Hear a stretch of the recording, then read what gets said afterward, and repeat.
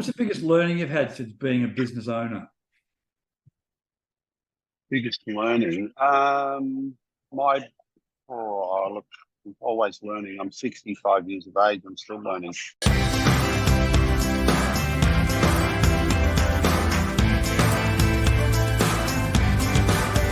Mark, thanks for joining us today. Looking forward to hearing more about you and Keyvision, please. Fantastic. Thanks, Milton. My background is I come from a property development background. I started my building company back in 1981 and ran that building company for pretty much 40 years. During the middle phase of that development, we set up an arm of our business called Keyvision. And Keyvision was really our marketing division of to support our building operations. So we were architects, developers. We were, used to buy property and do one-off projects for clients. But in the early or mid 90s, I got quite interested in working overseas, and I took the business into the Japanese market. And part of that sort of research that I did, I started looking into technology and housing, because the Japanese were pretty advanced in the way they were doing development. That sort of took me into looking at stuff into the US market, and I got involved, met a really interesting chap called Dr. Craig Mudge, who was a professor in internet sort of technology back in the late 90s, and I got invited to go to the facility in Palo Alto, which was research at Xerox PARC. And when I went to Xerox PARC is when I first saw the internet. It was in 1996.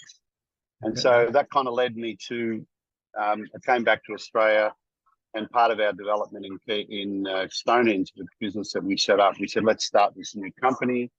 And so we firstly created the first online community portals in Australia in 1999. So it was very cutting edge, because Facebook wasn't even out by then. Facebook was 2003. Twitter wasn't out. No one was doing anything, with regard to online technology. So we sort of developed an idea around how we could use technology to bring communities together and in built environments.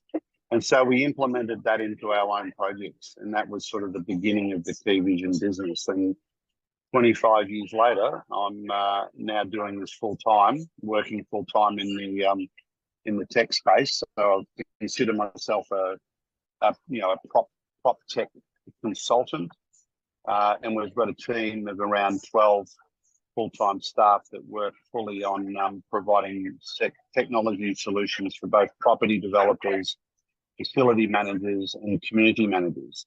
And our solutions have grown now across different sectors. So we provide solutions for the commercial office sector, high-rise sort of towers, residential towers, master plan communities, retirement living projects, build-to-rent projects. So we've got a really interesting suite of sort of development tools that projects can use to enhance both their community activations, their management, facility management, and their building management. So it's a really sort of quite an exciting space to be in.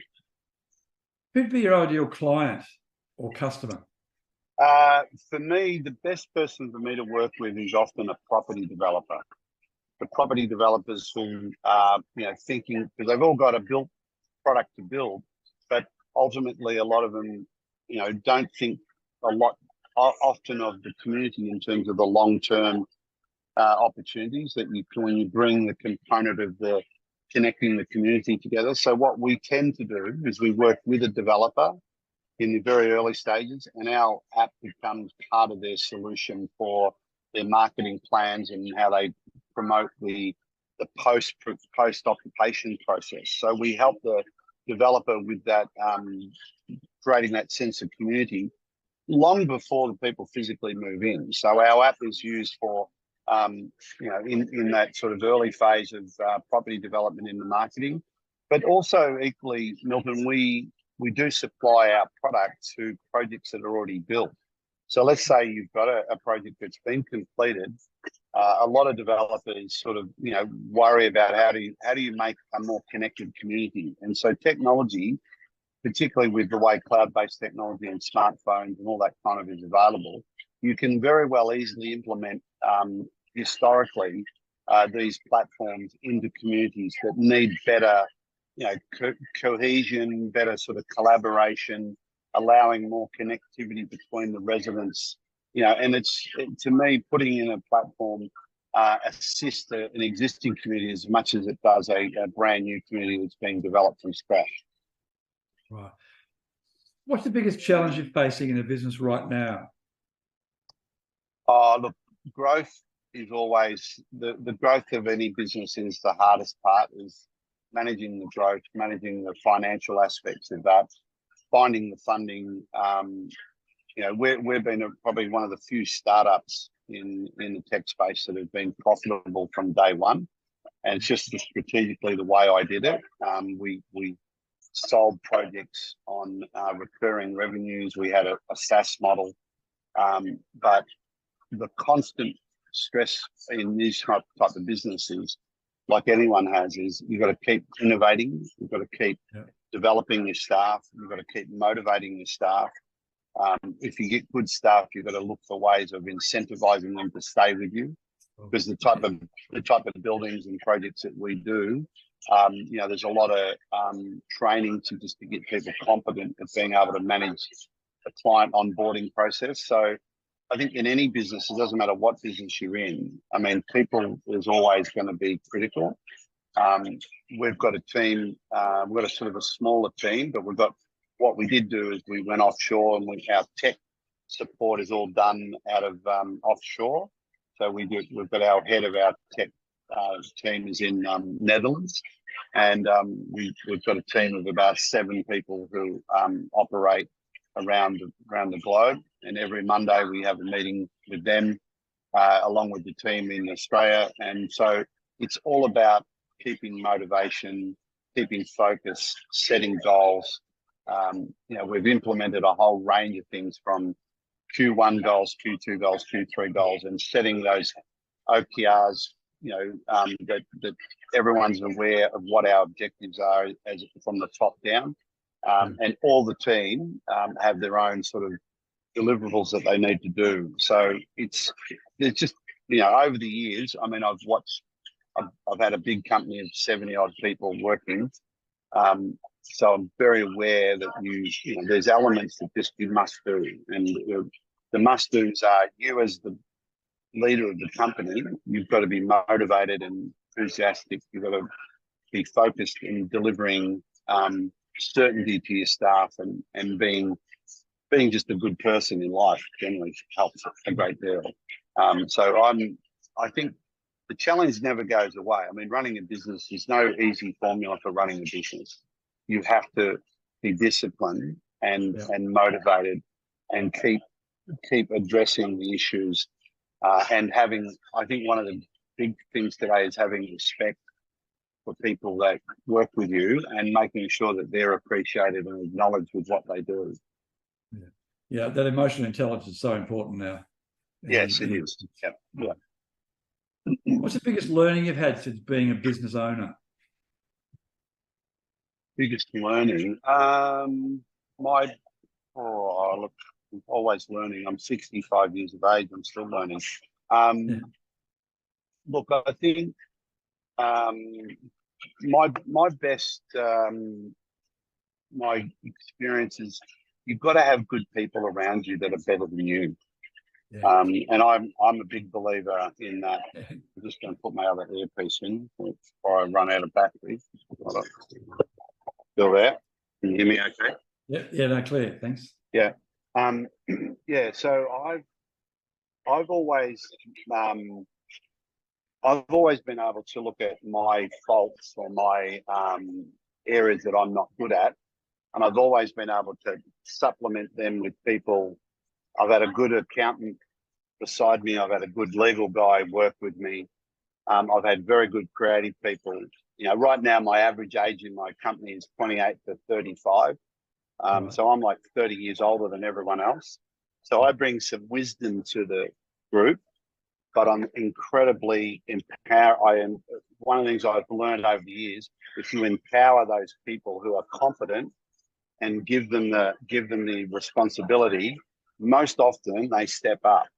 So as a sort of a manager of a business, the thing that I've learned over the years is don't ever sort of become the oracle, like you're like got all the answers, you know. I'm very open to say to the guys, I don't know, what do you think? So it's the ability to always go back to your team, and if you believe in your team and give them empower them. So, you know, and I'm just talking about people who are competent here. I'm not talking about putting people in charge who really don't have the goods. But you know, I've always had people in my business that have started, you know, worked with me more than 20 years. I've had people work for me 30 years in my other practice. You know, my current head of my production design, she's been there 13 years. So, really competent, good people, all started when they were young. And they get motivated by my motivation and my passion, but I'm equally motivated by who they are and what they bring to the table. Fantastic. What have been some of the biggest issues you've had to overcome during this journey? I think it's always financial. Like, and one of the biggest issues is, how do you finance what you do? You know, you've got to make $1. You've got to build your business. You've got to be profitable and ethical in the same time. And so I think the greatest obstacles is, you know, you've got to sit down and have a clear strategy on how you're going to do what you do. But I think the hardest part of getting a business started is having the right funding in place to be able to grow the business to the point where you can be self-sustaining and also make money. And then the second part that's the most difficult is just finding the right people. You've got to constantly find the right people who fit your culture, fit your business, and fit your way of doing business. And if you don't have that combination, you know, that's fundamentally you can't do it. I mean, you can go out and con yourself and you can con your way through business, but ultimately to sustain your business, you've got to have good clients who believe in you, and they believe in you because you're trusted, you deliver what you say. And so those elements are all key to what you do. And, you know, we probably, we are under promise, over deliver, you know, that we're very good at being able to deliver more than what people expect. So, you know, we're very good at, you know, measuring the client, but, you know, equally, you know, in the type of businesses in the corporate world that we work in, we're dealing with a lot of different people all the time. So, you know, one of the things we're focusing on at the moment is the team. For example, we've made a commitment in this next month to touch base with every single client personally on the project, to go out and see them, have a personal connection. Very easy to do something online, as you know. Let's do an online meeting. But there's no substitute for doing a connection, you know, having a sit down, having a coffee, having a lunch, or doing something with people and bringing that old sort of fashioned, you know, connectedness and relationship back into your business dealing. So, you know, we're doing that, and that's just an insight for me that I think we should do that based on, you know, that we've had a year of doing a lot of online meetings, but let's go out and meet everyone again. So that's just a learning. That's just something I've learned over the years, to more intuition, I think, probably, to be honest, you know, over a long time. As you know, you become emotionally attuned to what's missing, and you go, well, what do I need to do to impact, you know, my business right now? That would help. How do you find inspiration each day to do what you do? How do I find inspiration? Interesting. I'm a really big, I'm a big learner. I love learning and listening to other things. So I do get motivated. I read a lot. I go online a lot, watch lots of, you know, clips. I'd be very rarely do I not every week looking at some tech. I look at other people's businesses and what they've done and listen to their stories. Gives me some inspiration. I'm sort of motivated because I've got a team of young people, and we've got a goal to achieve a certain outcome in the next 12 months. So what motivates me is the team that I've got. But I think your inspiration or your discipline comes from you've got to have a self-discipline to want to do things. It's very, very easy to get what's the word? Not despondent, but just pessimistic in the world, because there's plenty of things that you can go and look in the world and go, well, it's all just falling apart. And if you listen to the news every day, I mean, it can drive you crazy. But there's a lot of amazing things going on. So I do get inspiration from looking and learning and listening to others, as much as getting inspired by what we do as a company. So I'm pretty inspired. I've got a couple of 22-year-olds and 23-year-olds which have come out and graduated, and they're so enthusiastic with their ideas and vision, and that gives me motivation as well and gives me inspiration. So it's kind of a nice balance, really. And the other thing I'm a big component about is I just think you've got to be healthy. You've got to be physically look after your health. I swim a lot. I do exercise and try and not do anything I shouldn't be doing from a physical point of view. If you're going to run a company, you've got to be most emotionally, mentally, physically fit to look after the things that you need to do. And a lot of companies, when I look at people who run companies as CEOs, the ones that are really do really, really well, you can see they've got people at the top of the tree that really care about themselves, and that goes down through the group. So I think there's a sort of an honesty about yourself and say, well, am I doing the right thing by other people? And I've always done that in my own company over the years. I've always been a bit of a fitness freak in that I've kept looking after myself as I've got older, and that's an important element. What would you say to someone thinking of going into business? What would I say? Not everyone's cut out. First thing I'd tell you is not everyone's cut out to run their own business. Absolute, in my view. There are some people that are very, very good at being, second in command and following someone and being part of a team. If you're going to go into business and want to be in business, firstly, you've got to have unbelievable passion for what you're doing. You've got to love what you're doing. You've also got to get a bit of a check. I always have a third party check in on me. I've got my accountant who's been with me for 40 years. He's been very, he's been my sort of, if I get off the rails, he'll sort of tell me to pull my head in, So I've always had good consultants on the side who have assisted me to keep my focus on what I'm doing.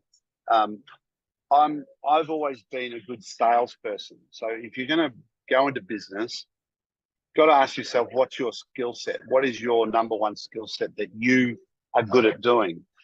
I was a carpenter, I was a builder.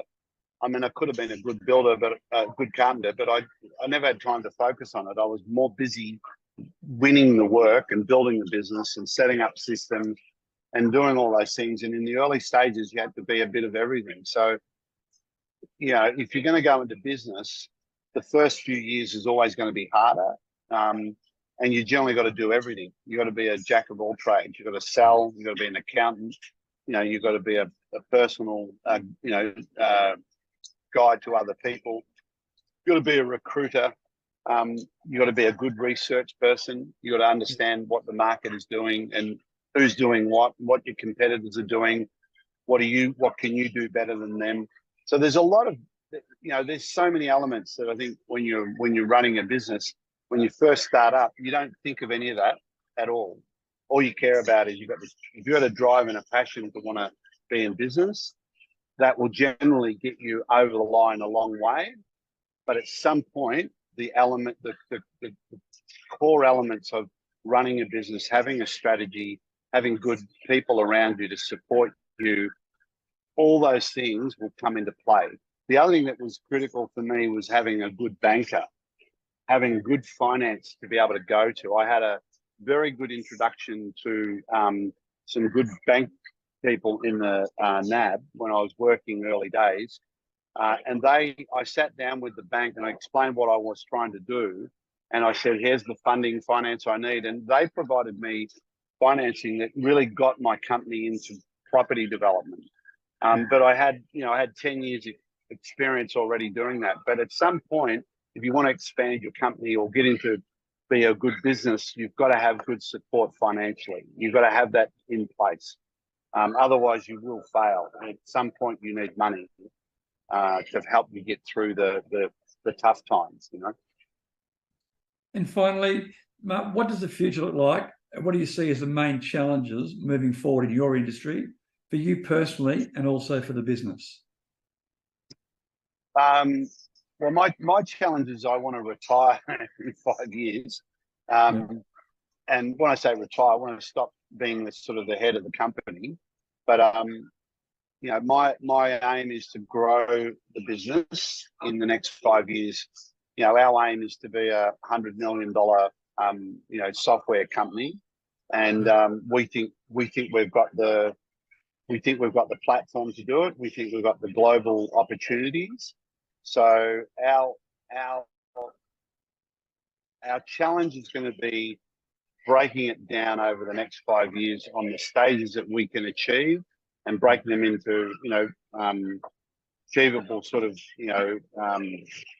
milestones, and really guiding the company with the right people and the right strategic decisions. So it's the world's changing rapidly. So even in my space, now that I'm in prop tech, it's just keeping ahead of the trends. What is going on that I'm not aware of?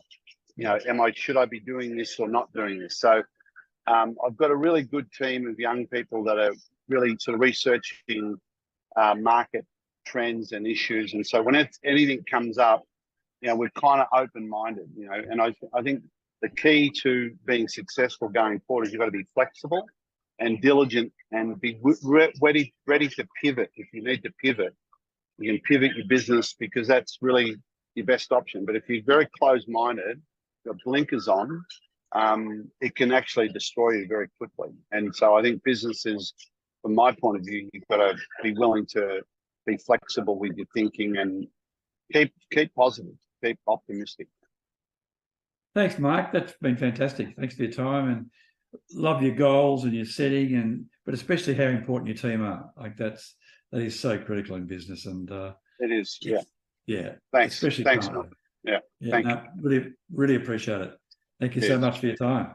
Cheers.